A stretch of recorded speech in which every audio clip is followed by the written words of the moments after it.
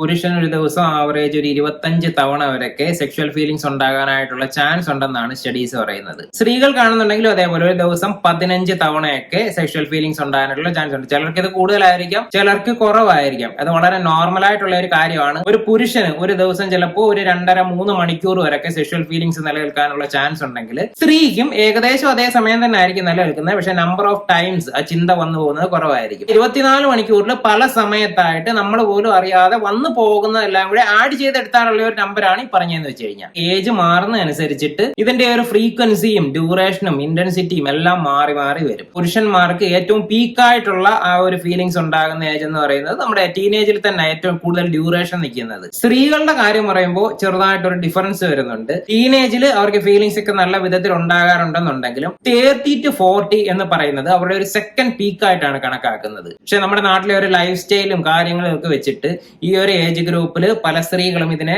Suppress ചെയ്യുന്നതായിട്ടാണ് കണ്ടുവരാറുള്ളത്. അതുകൊണ്ടിട്ടുണ്ടാകുന്ന മാനസിക പ്രശ്നങ്ങളും ഒരുപാട് ഉണ്ടാകാറുണ്ട്. ചില വ്യക്തികൾ പറഞ്ഞു കേൾക്കാറുണ്ട്, എനിക്ക് അങ്ങനെ ഒരു ഫീലിങ്സേ ഉണ്ടാകാറില്ല എന്നുള്ളത്. അതൊരിക്കലും ഹെൽത്തി ആണ് എന്ന് നമുക്ക് പറയാൻ പറ്റത്തില്ല. നിങ്ങൾ ഏതെങ്കിലും ഒരു സ്റ്റേജിൽ അതിനെ സപ്രസ് ചെയ്യുകയോ അല്ലെങ്കിൽ റീഡയറക്ട് ചെയ്യുകയോ ഒക്കെ ചെയ്തത് കൊണ്ടിട്ടായിരിക്കാം. പ്രായമായവരും നമ്മുടെ സൊസൈറ്റിയൊക്കെ നമുക്ക് നൽകുന്ന മെസ്സേജ് അനുസരിച്ചിട്ട് ഈ ഫീലിങ്സ് എന്തോ റോങ് ആണ് എന്ന് നമ്മുടെ മനസ്സിൽ കടന്നുകൂടാനായിട്ടുള്ള ചാൻസ് ഉണ്ട്. അപ്പൊ അങ്ങനെ ഒരു ഫീലിങ്സ് ഏതെങ്കിലും ഒരു കാലഘട്ടത്തിൽ കുട്ടിക്കാലത്തോ അല്ലെങ്കിൽ ടീനേജിലോ ഒക്കെ നമുക്ക് ഉണ്ടാകുമ്പോൾ തന്നെ നമ്മളെ ഒരു ഗിൽറ്റ് വെച്ചിട്ട് അതിനെ കവർ ചെയ്യുകയും മറ്റൊരു കാര്യത്തിലോട്ട് ഡൈവേർട്ട് ചെയ്യുകയൊക്കെ ചെയ്ത് അതങ്ങനെ ഇല്ലാതായി വരുവാണ്. നമ്മളുടെ തന്നെ ഒരു ഫീലിങ്സ് ആണ്. ആ ഫീലിങ്സിനെ ഹെൽത്തി ആയിട്ട് അഡ്രസ് ചെയ്യുക, അതിനെ മനസ്സിലാക്കുക, ആവശ്യമുള്ള കാര്യത്തിലേക്ക് വളരെ സേഫ് ആയിട്ട് പോസിറ്റീവായിട്ട് റീഡയറക്ട് ചെയ്യുകയാണെന്നുണ്ടെങ്കിൽ യാതൊരു പ്രശ്നമില്ല. ഒരിക്കലും കുറ്റബോധത്തോടു കൂടി ആ ഫീലിങ്സിനെ അഡ്രസ് ചെയ്യരുത്. സെക്ഷൽ ഫീലിങ്സിനെ റിലീസ് ചെയ്യാൻ വേണ്ടിയിട്ട് എല്ലാവർക്കും അറിയാവുന്ന ഒരു കാര്യം മാസ്റ്റർബേഷൻ തന്നെയാണ്. അത് നോർമൽ ആയിട്ടുള്ള ഒരു കാര്യമാണ്. എന്നാൽ തന്നെയും ചില വ്യക്തികളുടെ ഫ്യൂച്ചറിനെ അത് നെഗറ്റീവായിട്ട് ബാധിക്കാറുണ്ട്. ഇതിന്റെ കാരണം എന്ന് പറയുന്നത് പല വ്യക്തികളും മാസ്റ്റർബേഷൻ സ്റ്റാർട്ട് ചെയ്യുന്നത് ഈ ഫീലിങ്സിൽ നിന്ന് എസ്കേപ്പ് ആകാൻ വേണ്ടിയിട്ടാണ്. പെട്ടെന്ന് ഫീലിങ്സ് വരുന്നു, ആ ഫീലിങ്സിൽ നിന്ന് എസ്കേപ്പ് ആവാൻ വേണ്ടിയിട്ട് മാസ്റ്റർബേറ്റ് ചെയ്യുന്നു, ഫീലിങ്സ് എൻഡ് ആകുന്നു, അങ്ങനെ അങ്ങ് പോകുന്നു. പിന്നീട് അതൊരു ശീലമായിട്ട് മാറുകയും അഡിക്ഷൻ ആയിട്ട് മാറുകയൊക്കെ ചെയ്യും. ലൈഫിനെ അഫക്ട് ചെയ്യാനായിട്ടുള്ള ചാൻസ് ഉണ്ട്. ഒരിക്കലും മാസ്റ്റർബേഷൻ മാത്രമൊന്നുമല്ല ഈ ഫീലിങ്സിനെ അഡ്രസ് ചെയ്യാനും റിലീസ് ചെയ്യാനും വേണ്ടിയിട്ടുള്ള മാർഗങ്ങൾ. ഇപ്പൊ നിങ്ങൾക്ക് നിങ്ങളുടെ ഫീലിങ്സിനെ തിരിച്ചറിയാൻ പറ്റുന്നുണ്ട്, പക്ഷെ എന്ത് ചെയ്യണമെന്ന് അറിഞ്ഞൂടാ, കൂടെ ഒരു പാർട്ണർ ഇല്ല, എങ്ങനെ അതിനെ റിലീസ് ചെയ്യണം എന്നുള്ള ഒരു പ്ലാൻ ഇല്ല. അങ്ങനെയാണെന്നുണ്ടെങ്കിൽ 1 വീക്കിൽ ഓരോ ദിവസവും ഏതൊക്കെ വിധത്തിൽ അതിനെ അഡ്രസ് ചെയ്തിട്ട് ഏതൊക്കെ വിധത്തിൽ ഡൈവേർട്ട് ചെയ്ത് റിലീസ് ചെയ്യാം എന്നുള്ളത് ഞാൻ ജസ്റ്റ് ഒന്ന് പറയാം.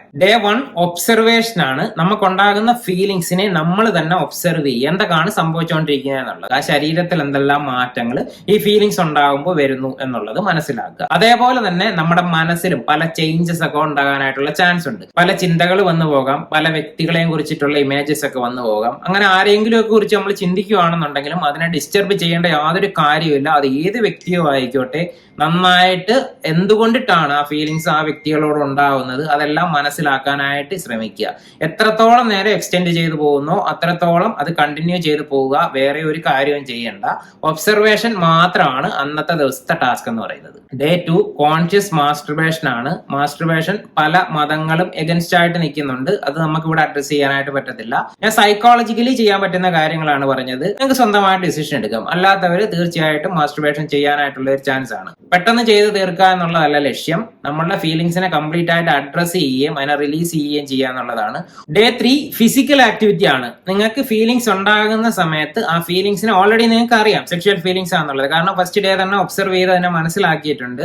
ആ ഫീലിങ്സിനെ പൂർണ്ണമായിട്ടും അക്സെപ്റ്റ് ചെയ്തുകൊണ്ടിട്ട് നമുക്ക് ചെയ്യാവുന്ന ഒരു കാര്യം വേണമെങ്കിൽ ഡാൻസ് ചെയ്യാം. മറ്റാരും കാണാത്ത, ഡാൻസ് അറിഞ്ഞുകൂടാത്തവരാണെന്നുണ്ടെങ്കിലും ഡാൻസ് ചെയ്യാവുന്നതാണ്.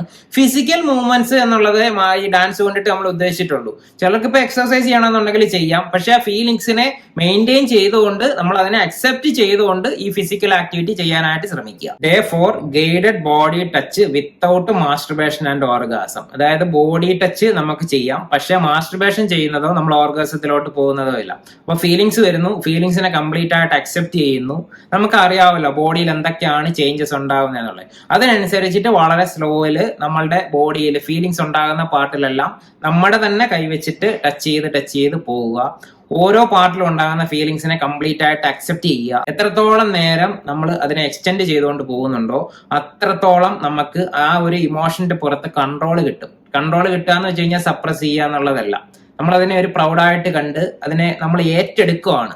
അപ്പൊ ആ ഒരു കാര്യം എന്ന് പറയുന്നത് മിസ്സാകരുത്. പലരും ആ സമയത്ത് കൺട്രോൾ നഷ്ടപ്പെട്ടിട്ട് മാസ്റ്റർബേഷനിലോട്ട് പോകാനുള്ള ചാൻസ് ഉണ്ട്. പോകാതിരിക്കുക എന്ന് പറയുന്നതാണ് അന്നത്തെ ദിവസത്തെ നിങ്ങളുടെ ഡ്യൂട്ടി എന്ന് പറയുന്നത്. Day 5 creative transmutation. നമ്മൾ ഈ സെക്ഷൽ ഫീലിങ്സിനെ, സെക്ഷൽ എനർജി ക്രിയേറ്റീവ് ആയിട്ടുള്ള കാര്യങ്ങൾക്ക് വേണ്ടിയിട്ട് കൺവെർട്ട് ചെയ്യാൻ പഠിക്കുവാണ്. അത് പെർഫെക്റ്റ് ആയി കഴിഞ്ഞാൽ നമുക്ക് ഒരുപാട് കാര്യങ്ങൾക്ക് ഉപയോഗിക്കാനായിട്ട് പറ്റും. നമുക്ക് സെക്ഷൽ ഫീലിങ്സ് ഉണ്ടാകുമ്പോൾ വളരെ സേഫ് ആയിട്ട് കാമായിട്ട് നമ്മളുടേത് മാത്രമായിട്ടുള്ള ഒരു സ്പേസിൽ ഇരിക്കുക. എന്താണോ ഉണ്ടാകുന്ന ഫീലിങ്സ് അതിനെ വേണമെന്നുണ്ടെങ്കിൽ നിങ്ങൾക്ക് ഒരു പേപ്പറിലേക്ക് എഴുതാം. നിങ്ങൾക്ക് കഥ എഴുതുന്ന ആളാണെന്നുണ്ടെങ്കിൽ ഈക്വലന്റ് ആയിട്ടുള്ള ഒരു സ്റ്റോറി വേണമെങ്കിൽ വേറെ ക്യാരക്ടേഴ്സിനെ വെച്ചിട്ട് എഴുതാം. കവിതയാണെന്നുണ്ടെങ്കിൽ എഴുതാം.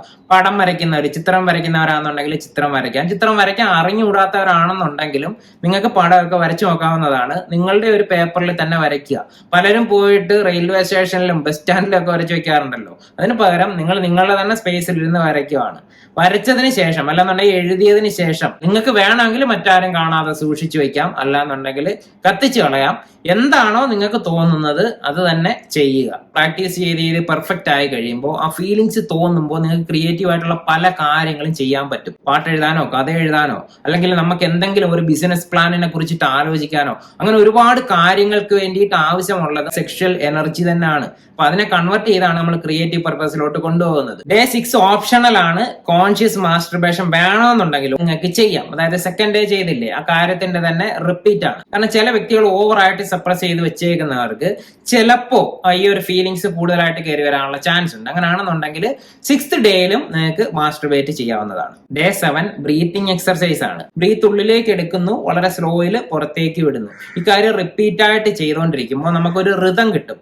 അതിനനുസരിച്ചിട്ട് ബോഡിയിലുള്ള പല പാർട്ടിലെ മൂവ്മെന്റ്സ് ഒക്കെ നമുക്ക് അറിയാനായിട്ട് പറ്റും. ഇന്റേണൽ മൂവ്മെന്റ്സും ഉണ്ടാകും, അതേപോലെ എക്സ്റ്റേണൽ ആയിട്ടുള്ള ചെറിയ ചെറിയ ഫീലിങ്സും ഉണ്ടാകും. നമുക്ക് അപ്പോൾ ഉണ്ടാകുന്ന സെക്ഷൽ ഫീലിങ്സിനെ അഡ്രസ് ചെയ്തുകൊണ്ട് തന്നെ ഈ ബ്രീത്തിങ് ഫോക്കസ് ചെയ്യുക. ഓരോ പാർട്ടിൽ ഉണ്ടാകുന്ന ടെൻഷനെയൊക്കെ റിലീസ് ചെയ്യാനായിട്ട് പറ്റും. അത് റിപ്പീറ്റ് ആയിട്ട് ചെയ്തുകൊണ്ടിരുന്നു കഴിഞ്ഞാൽ ഈ ഒരു ഫീലിങ്സ് കംപ്ലീറ്റ് ആയിട്ട് നമ്മുടെ കൺട്രോളിലേക്ക് വരും. പല വ്യക്തികളും സംസാരിക്കാനും ചിന്തിക്കാനും ഒക്കെ മടി കാണിക്കുന്ന ഒരു വിഷയമാണ്. പക്ഷെ നമ്മളുടെ എല്ലാവരുടെയും മനസ്സിലുള്ള ഫീലിങ്സ് അല്ലേ.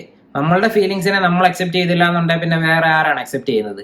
എത്രത്തോളം സപ്രസ് ചെയ്യാനും അത് നെഗറ്റീവ് ആണെന്ന് ചിന്തിക്കാനും ശ്രമിക്കുന്നോ അത്രത്തോളം നമ്മൾ നെഗറ്റീവ് ആയിക്കൊണ്ടിരിക്കുന്നതേ ഉള്ളൂ. കാരണം നമ്മുടെ ഉള്ളിൽ അതിന്റെ ഒരു സോഴ്സ് ഉണ്ട്. ആ സോഴ്സിനെ നമ്മൾ മോശമാണെന്ന് വിചാരിച്ചു കഴിഞ്ഞാൽ നമ്മൾ തന്നെ മോശമാണെന്നാണ് നമ്മൾ കരുതുന്നത്.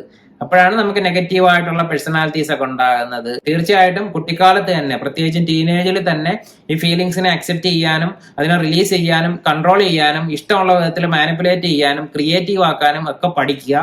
പഠിച്ചു കഴിഞ്ഞാൽ പെർഫെക്റ്റ് ആയിട്ടുള്ള ഒരു മനുഷ്യനായിട്ട് നിങ്ങൾക്ക് വരാം.